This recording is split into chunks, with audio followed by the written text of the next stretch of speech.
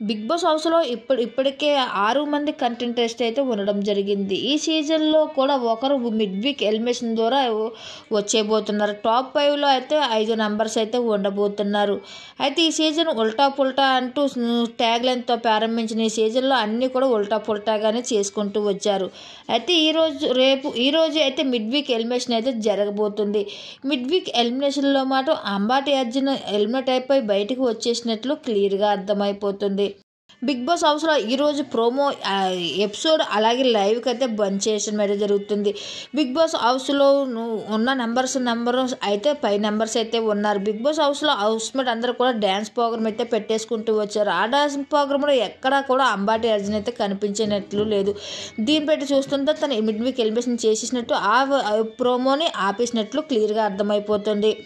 అయితే మీరు ఎవరు మిడ్ వీక్ ఎలిమినేషన్లో ఎలిమినేట్ అయిపోతారో అనుకున్నారో, ఎవరు విన్నర్ అయితే బాగుంటుందని మీరు అనుకుంటున్నారో, మీ అభిప్రాయాన్ని కూడా మాకు మీరు తెలియజేయండి.